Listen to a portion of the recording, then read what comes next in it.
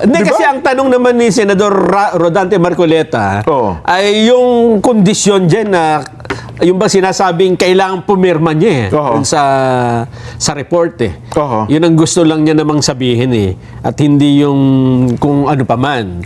Pero pagkatapos po ng balitaktakang niya sa Senado, pagkamat hindi naging hindi ano tawag doon, hindi naka-record, wala sa minute. Hindi naging face to face. Hindi umiwas yung isa Yun na nga, hindi na nga siya nagpatanong. Kaya agad namang tumugon si Senate President Tito Soto. Ito ang problema.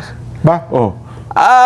Nung wala na sa Senado, doon naman bumakbak si Senador Lacson dyan. Ganon? Oo. Saan siya bumakbak? Sa rekto? Sa media. Akala Sa ko pumunta sa Luneta. Sa interview. O kaya doon sa may Plaza Miranda. Oo. Di ba nandiyan ang labanan ng debate pagka ayaw yung sa doon?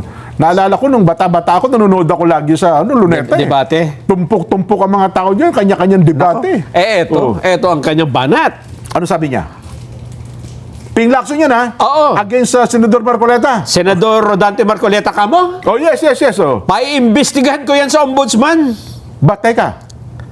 Kasi, yan ay may, kasabwat yan. Si Senador Marcoleta kasabwat? Saan yan? Sa mga allocables daw, di umano. Ayan, allocables na 500 million. Ba? Oo, alam mo kung sino ang kanyang source? Sino daw? Si Jose Cabral. Patay din. Mga patay. Binubuhay. Natawa tayo, hindi dahil sa patay yung tao. Kundi natawa tayo, kundi sa ginagamit nilang referensya. Yun nga, sabi mo Diba? si Santiago, di ba? Oo, Senadora Patay, Miriam. hindi naman makakasalita na yan. Yun na nga, Yung Cabral, hindi na rin naman makakapagsalita na. Unless, naniniwala kayong peke yung pagkamatay niya. Kasi ako naniniwala akong parang ganun nga. Ganun. Baka mabigla nga tayo na biglang nandiyan sa Senado maimbitahan at magturo ng kung sino-sino. Yun daw. Di ba nangyari yan? Nangyari? Oo. Meron silang iniimbestiga sa Senado, matagal na patay, biglang nabuhay Oo, sa... Sino ba yung babae? Di ba? Naiulat na napatay na yun. May kaso yun So ngayon, ang aligasyon ngayon kay Senador Rodante Marcoleta, meron daw siyang allocables. magkano naman yan? 500 million. Kalahating bilyong piso. At ito daw ay inirekomenda na niya na investigahan ng ombudsman.